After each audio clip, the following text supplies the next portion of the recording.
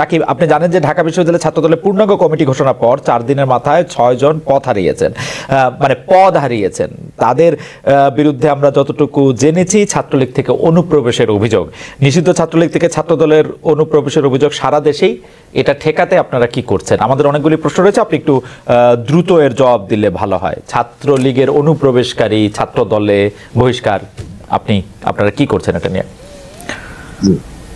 একটি বাস্তবতা রয়েছে যে যেহেতু আমরা দীর্ঘদিন ক্যাম্পাস থেকে বিতাড়িত অবস্থায় ছিলাম, তখন এই পর্যায়ে এসে আমরা যখন জুলাই আগস্টের বাস্তবতার পর থেকে আমরা বিশ্ববিদ্যালয় সহ সকল ক্যাম্পাসে আমাদের সাংগঠনিক কার্যক্রম শুরু হয়েছে।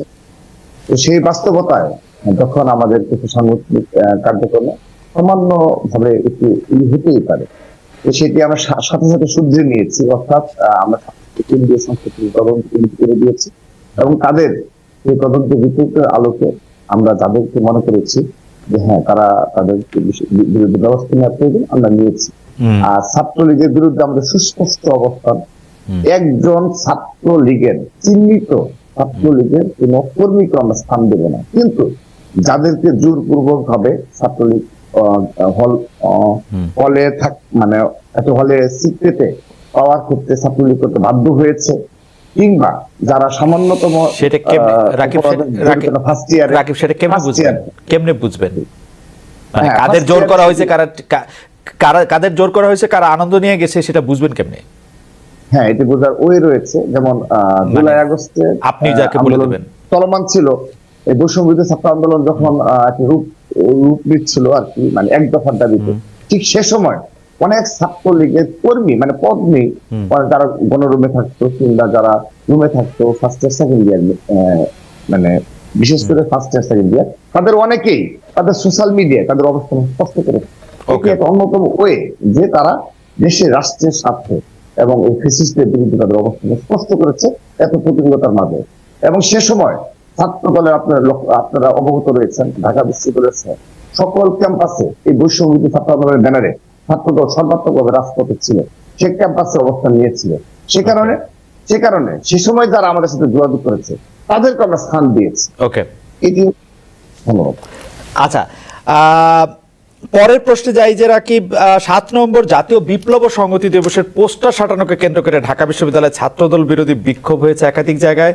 সেখানে ছাত্র রাজনীতি নিষিদ্ধের বিরুদ্ধে বা পক্ষে মিছিল হয়েছে। এ থেকে আপনারা কি বার্তা নিলেন? জি, খালিদ ভাইয়ের অনুষ্ঠানে একটা বিশেষত্ব রয়েছে, এখানে সংগঠনের পক্ষে কিংবা সংগঠনের যে সংগ্রাম লড়াই ইতিহাস আমাদের সেগুলো বলার সুযোগ থাকে না। যে প্রশ্নগুলো আসে সমস্যা নেই, আমি এই প্রশ্নে শুধু আনসার দিচ্ছি, আমি অন্যদিকে যাব না।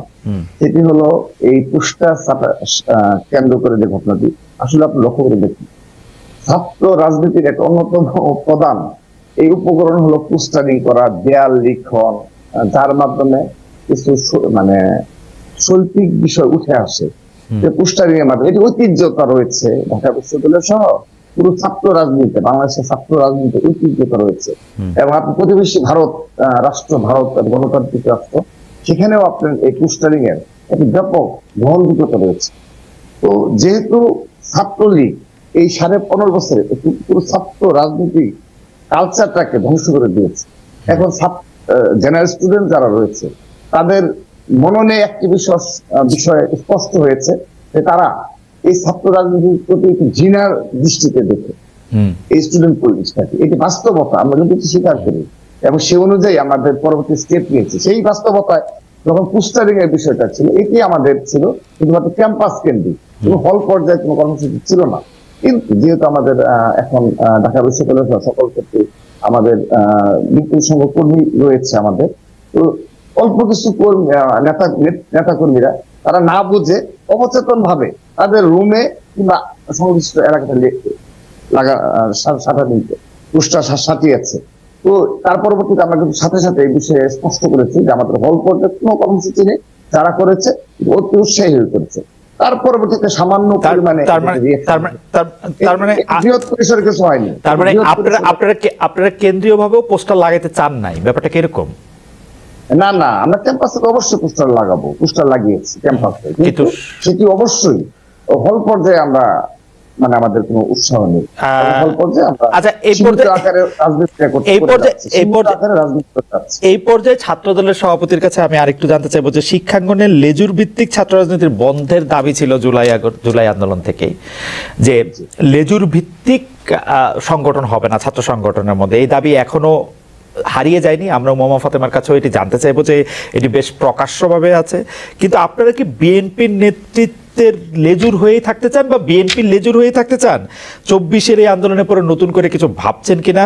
বৈষম্য বিরোধী সরকারের মন্ত্রী বৈষম্য বিরোধী এরা কিন্তু সরকারের মন্ত্রী উপদেষ্টা লেজুর না হয়ে অলরেডি এখন একটা শরীরে পরিণত হয়েছেন, তাদের একটা আলাদা জায়গা দেখা যাচ্ছে, কিন্তু সেইটা কিন্তু আমরা ছাত্রদল থেকে পাচ্ছি না। এই ব্যাপারটাকে আপনি একটু দেখবেন কিনা, দেখছেন কিনা? জি অবশ্যই স্পষ্ট করছি। খালিদ ভাই একটু এটা একটু সময় দিতে হবে, এটি হলো যখন জুলাই আগস্ট আন্দোলন চলমান ছিল, বৈষম্য বিরোধী ছাত্রদের ব্যানার সংগঠিত হলো, বিশেষ করে 8 জুলাইয়ের পর থেকে আমাদের এই নেতৃত্বে যারা ছিল সমন্বয়, বিশেষ করে নাহিদ, আসিফ সহ তারা নেতৃত্ব ছিল, পরবর্তীতে ওরা গ্রেপ্তার হওয়ার পরবর্তীতে যে মানে ওদেরকে ডিবি অফিসে নিয়ে যাওয়ার পরে তারা নেতৃত্ব ছিল, তারা সবাই আমার সাথে সরাসরি এবং আমার সাধারণ সম্পাদক এবং ঢাকা বিশ্ববিদ্যালয়ে যারা আমার নেতৃত্বে রয়েছে, এই ছাত্র দলের শীর্ষ নেতৃবৃন্দের সাথে তারা বারংবার প্রতিটি কর্মসূচির ক্ষেত্রে আমাদের পরামর্শ নিয়ে কর্মসূচি দিয়েছে।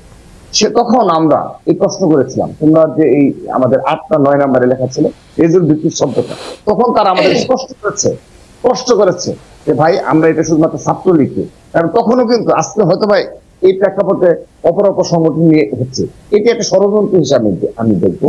কিন্তু তৎকালীন সময় আমাদের সাথে কথা ছিল যে শুধুমাত্র ছাত্র লীগের ক্ষেত্রে প্রযোজ্য। কারণ একটা সেকেন্ড জনাব রাকিব, আমি অন্য প্রসঙ্গে যাওয়ার আগে এইটা একটু উমামা ফাতেমার কাছে জানতে চাই। উমামা ফাতেমা, আপনি কি জনাব রাকিবের সাথে একমত যে এটি আসলে শুধু ছাত্রলীগের জন্য প্রযোজ্য ছিল? না, আপনার কাছে আমি আসবো জনাব ইসলাম, আমি এক্ষুনি আসবো। আমি জাস্ট এক লাইন একটু উমামার থেকে শুনতে চাই যে উমামা, এটি কি মানে আপনাদের এটাই উদ্দেশ্য ছিল যে লেজুর ভিত্তিক ছাত্র রাজনীতি বলতে আপনারা শুধু ছাত্রলীগকেই বুঝিয়েছেন? উমামা আচ্ছা, হ্যালো, আপনার কথা একটু কেটে আসছিল। উমামা, লেজুর লেজুর ভিত্তিক ছাত্র রাজনীতি বলতে আপনারা শুধু ছাত্র লীগকেই বুঝিয়েছেন কিনা নাকি সকল ছাত্র সংগঠনকে? আচ্ছা, যখন এই 9 দফা দাবিটি দেওয়া হয়েছিল, সেই 9 দফা দাবির দেওয়ার প্রেক্ষাপট আপনারা সবাই জানেন যে কি পরিস্থিতির মধ্যে, তখন দেশে কোথাও ইন্টারনেট ছিল না, এরকম একটা পরিস্থিতির মধ্যে কিন্তু এই 9 দফা দাবি দেওয়া হচ্ছিল। আবার ক্যাম্পাসে কিন্তু দীর্ঘদিন ধরেই এই 9 দফার বাইরে গিয়েও ক্যাম্পাসে দীর্ঘদিন ধরে এই ধরনের লেজুর ভিত্তিক যে ছাত্র রাজনীতি, যেখানে শুধুমাত্র হচ্ছে যে জাতীয় রাজনীতি বা জাতীয় দলের পারপাস সার্ভ করার জন্য হচ্ছে ক্যাম্পাস গুলোতে এক ধরনের ছাত্র সংগঠনগুলো ফাংশন করে, সেই ধরনের ছাত্র রাজনীতি আসলে ছাত্রদের কাছে দীর্ঘদিন ধরেই আসলে পপুলারিটি হারিয়েছে। তো ছাত্রদের মধ্যে থেকে বিশেষ করে বুয়েটে যখন আবরার ফাহাদ মারা যাওয়ার পরে, উমামা আপনার সঙ্গে আমরা বড় করে কথা বলতে আসবো, যেহেতু রাকিবুল ইসলামকে আমি মাঝখানে থামিয়েছি, আপনি এক লাইনে এটা বলবেন। রাকিবুল ইসলাম স্পষ্ট বলেছেন যে এরকম না, লেজুভিত্তিক ছাত্র রাজনীতি এটা একটা সংস্কৃতি, এটা শুধুমাত্র তো ছাত্রলীগকে সিগনিফাই করে, বিষয়টা এরকম না। ছাত্রলীগ স্পেসিফিক্যালি ওই সময় একটা আতঙ্ক ছিল, তবে লেজুভিত্তিক ছাত্র রাজনীতি অবশ্যই এটা একটা স্পেসিফিক টার্ম যেটা আসলেই ক্যাম্পাসগুলোতে আছে এবং বাংলাদেশের আপনাকে অনেক ধন্যবাদ জনাব ইসলাম, আপনি কন্টিনিউ করবেন, আমরা আবার উমামার কাছে ফিরবো, কিন্তু আমরা জনাব রাকিবকে একটু শুনতে চাই। কিন্তু জনাব রাকিব, লেজুর ভিত্তিক ছাত্র রাজনীতি সম্পর্কে কিন্তু আমি সংস্কৃতিটাই বুঝেছি, আমি উমামার সাথে একদম একমত। জি জি ব্যাখ্যা দেন। তৎকালীন সময় খালিদ ভাই হয়তো বা আমরা যাদের সাথে বেশ এই আন্দোলন পরিচালনা করেছে, তৎকালীন সময় যে বাস্তবতা ছিল, সেই বাস্তবতায় আমাদের উমামার সাথে আমাদের যোগাযোগ ছিল না। তো এটা আমাদের যাদের সাথে নিজেও স্পষ্ট করেছে যে তৎকালীন সময় ইন্টারনেট ছিল না। তৎকালীন সময় আমি আবারও স্পষ্ট করছি, যে সকল নেতৃবৃন্দ সমন্বয়করা ছিল, কাদের যারা ছিল, তাদের সবার সাথে আমাদের কথা হয়েছে। আমি এবং আমাদের সাধারণ সম্পাদক আমরা বারবার গ্রুপ করে কথা বলেছি, এই ইস্যুতে কথা বলেছি। তখন তারা বারবার এই ছাত্র দলের যে জুলাই শুরু থেকে যে সমর্থন এবং আমাদের সারা ক্যাম্পাস গুলোতে বিশেষ করে কার্যভাগে সংঘর্ষে আমাদের যে ছাত্র দলের নেতা কর্মীরা যে প্রতিরোধ গড়ে তুলেছে, সেগুলো তারা খুবই কৃতজ্ঞ চিত্তে স্মরণ করেছে এবং তারা আমাদের বারবার আশ্বস্ত করেছে। এই টার্মটি শুধুমাত্র ছাত্রলীগের। আচ্ছা ঠিক আছে, এখন ঠিক আছে, আমি শেষ করে দিচ্ছি। জি জি শেষ করে দিচ্ছি জি ভাই। জি। এখন যখন খুনি হাসিনা পালিয়ে গেছে, ছাত্রলীগ ধ্বংস হয়ে গেছে, এখন যদি আপনি এগুলোর মাধ্যমে এই লেজুভিত্তিক দিয়ে এই আন্দোলন সংগ্রামে বিগত 15.5 বছরে একমাত্র সবচেয়ে বেশি নির্যাতিত প্রকাশ্য রাজনীতির মাধ্যমে একমাত্র নির্যাতিত ছাত্র সংগঠন গুম খুন শত শত নেতাগুলো গুম খুন হয়েছে। এই সর্বশেষ জুলাই আগস্ট আন্দোলনে আমাদের 150 থেকে ছাত্র নেতাকর্মী হত্যা করা হয়েছে। এই বাস্তবতায় আপনি ছাত্রলীগের মতো করে ছাত্রলীগকে নিয়ে বলেন, এটি খুবই দুঃখজনক। এটি জুলাই আগস্টের বিপ্লবের পরিপন্থী এবং আপনি এটি খুবই দুঃখজনক যে আপনি একই চোখে ছাত্রলীগ এবং না, এটি একই চোখে না জনাব রাকিবুল ইসলাম। আপনি কি মনে করেন যে ছাত্রদল বিএনপির অঙ্গ সংগঠন হয়ে যেটি হলো যে সহযোগী, আচ্ছা না, নামে তো সহযোগী সংগঠন, সারাক্ষণ তো স্লোগান দেন হচ্ছে বিএনপি নেতা নেত্রীদের, তাই তো? না না, এখানে আমাদের একটু স্পষ্ট করে খালিদ ভাই, আমি তাহলে আপনি জি বলেন না, মানে আপনাদের স্লোগান কি একটু চেঞ্জ হয়েছে? ছাত্রলীগ তো আমাদেরকে শেখ হাসিনা ছাড়া কিচ্ছু শোনায় নাই কয়দিন। শেখ হাসিনার নাম করে করে যত অন্যায়, যত অত্যাচার, যত কিছু সবকিছু করছে শেখ হাসিনার নাম করে। আমাদের পরিবর্তন হয়েছে, আমাদের পরিবর্তন হয়েছে। আমি পরিবর্তন, আপনাদের স্লোগান দুইটা একটা বলেন তো, একটু শুনি। আমাদের ইতিমধ্যে আমরা ছাত্রদের একটা বুকলেট করেছি, যেগুলো কয়েক লক্ষ বুকলেট আমরা সারা দেশে প্রস্তুত। ওকে, এবং সেখানে আমাদের ছাত্র দলের এখানে কোনো বিএনপি কোনো শব্দ নেই, শুধুমাত্র ছাত্র দলের 31 ছাত্র দলের পক্ষ থেকে আমাদের কাছে প্রতিশ্রুতি আমরা সেই লিপিবদ্ধ করেছি এবং এই বক্তব্যগুলো জেনারেল স্টুডেন্টদের দিচ্ছি। এখন এই প্রতিশ্রুতিগুলো কি? যেমন আমাদের যে শিক্ষা ব্যবস্থা, একটি এক্সাম্পল দিচ্ছি আমি, সার্টিফিকেট নিয়ে আমাদের প্ল্যানিং করে আমরা আমাদের একটা রিসার্চ সেল রয়েছে ছাত্র দলের, রিসার্চ আমরা বসে বললাম যে নতুন কি চালু মানে নিয়ে স্টুডেন্টের কাছে যাওয়া যায়, অর্থাৎ উৎপাদনমুখী, কর্মমুখী এবং জীবনমুখী শিক্ষা প্রণয়ন করতে হবে। অর্থাৎ শিক্ষাবিদদের, বিশিষ্ট শিক্ষাবিদদের নিয়ে একটি কমিশন করে, একদিনে হবে না, কিন্তু এই দিকে এই শিক্ষা ব্যবস্থা নিয়ে যেতে হবে। সার্টিফিকেট নিয়ে করবো না, সেখানে জীবনমুখী, কর্মমুখী এবং উৎপাদনমুখী, যেটি শহীদ রাষ্ট্রপতি জিয়া রহমান সময় আপনাদের প্রতিষ্ঠা লগ্নে ছিল। আমরা এটি নিয়ে আমি আপনাকে শেষ করে দিচ্ছি। বিএনপির ভারপ্রাপ্ত চেয়ারম্যান, আমাদের ছাত্রদের সাংগঠনিক অভিভাবক জনাব তারেক রহমানের সাথে আমরা বৈঠক করেছি। তাকে আমরা বলেছি যে ছাত্রদলের পক্ষ থেকে আমাদের এই দাবিগুলো ছিল, আপনি আপনার মতামত জানতে চাই। তখন তিনি আমাদের আশ্বস্ত করেছেন যদি বিএনপি জনগণের ভোটে ক্ষমতায় আসতে পারে, ছাত্র দলের এই ইস্যুটাকে তিনি প্রায়োরিটি দিবেন। এরকম আরো 5 থেকে 7টা ইস্যু আমরা তার সাথে বোঝাপড়া করেছি। এখন এটি কি লেজিটিমেট হয়ে গেল? এটি কি লেজিটিমেট হয়ে গেল? Let me finish. অন্যায় হয়ে গেল? এটি কি এটিকে রাজনীতির সাথে সামঞ্জস্য যায় না? এটি না, তিনি তো আমি ছাত্রলীগ বাংলাদেশে রাজনীতি করতে গিয়ে যে 4-5টা মানে অসংখ্য কাজ করেছে, যে 4-5টা কাজ আমি বাছাই করেছি, আপনি শুধু আমারে বলেন যে এগুলি করবেন কি করবেন না। হল দখল করে ছাত্রছাত্রীদের একটি নির্দিষ্ট রাজনৈতিক দল করতে, মিছিল করতে বাধ্য করবেন কি করবেন না? ধন্যবাদ খালিদ ভাই।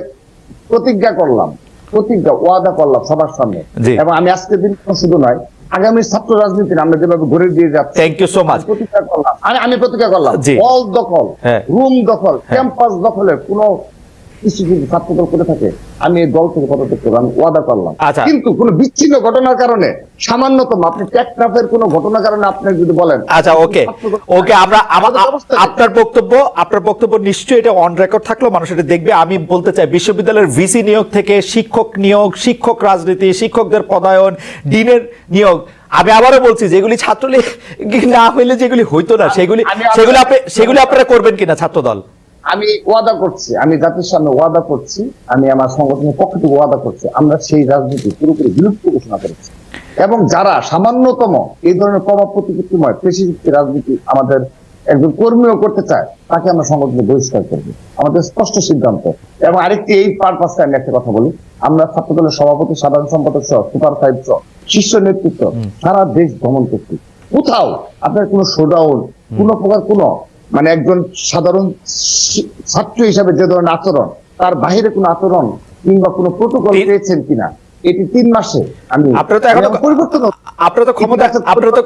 এখনো ক্ষমতায় আসেন নাই, তবু কিছু কিছু কথা তো শুনি। আচ্ছা দুইটা পর, আমাদের সময় নাই রাকিব, আপনারা পাইছি আর পাবো না। আপনি যেহেতু প্রতিজ্ঞা করতেছেন, আরো দুইটা বিষয় আবার একটু প্রতিজ্ঞা করা দরকার। কলেজ বা বিশ্ববিদ্যালয় ক্যাম্পাসে কোনো ভবন, কোনো অন্য কোনো স্থাপনার ক্ষেত্রে চাঁদাবাজি করবেন কি করবেন না? আচ্ছা, আমি আপনার নিকট আরেকটি খালিদ ভাই নিকট কি করে রাখলাম, কারণ যেহেতু আপনার সাংবাদিকতা মানে একটি খুবই উচ্চ মানের এবং আপনার সেখানে রয়েছে, যদি সামান্যতম সারা বাংলাদেশে কোন কলেজ ক্যাম্পাসে সামান্যতম এই ধরনের লজিক আমি 3 মাস যাবত খুঁজতেছি, অল্প কিছু পেয়েছি, সামান্য ভুলভ্রান্তি ব্যবস্থা নিয়েছি, আপনার মাধ্যমে পুরো সাংবাদিক সমাজের কাছে আমি অনুরোধ রেখে গেলাম, যদি সেই ধরনের দখলের ক্যাম্পাস ওই যে কোন দখলের ছাত্রদের সামান্য সম্পৃক্ত থাকে এবং প্রমাণ পাওয়া যায়, আমি কথা দিয়ে গেলাম, ওয়াদা করে গেলাম, আমরা সাথে সাথে ব্যবস্থা আর মাত্র দুটি এই ধরনের রাজনীতি পুরোপুরি বিলুপ্ত করছে না। আর মাত্র দুটি যে কোনো অন্যায় কাজে হুমকি দিতে, অন্য পক্ষ থেকে টাকা খেয়ে পরের পক্ষকে ভীতি দেখাতে থানার ওসি কে, জেলার এসপি কে ফোন করবেন কিনা?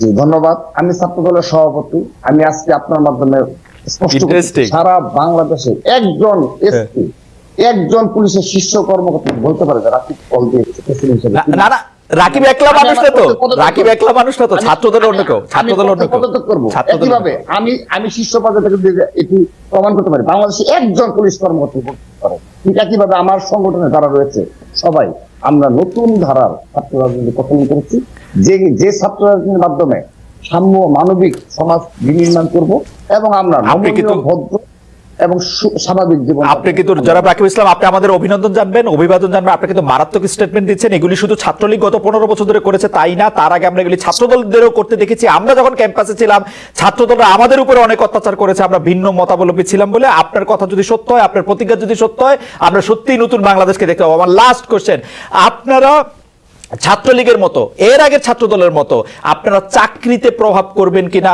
আপনারা মৌখিক পরীক্ষায় 200-তে 200 নম্বর পেয়ে বিসিএস এ নির্বাচিত হবেন কিনা, এবং তার জন্য আপনারা আমটুস করবেন কিনা, তার জন্য আপনারা পিএসসি তে লোক নিয়োগ দিবেন কিনা? ধন্যবাদ।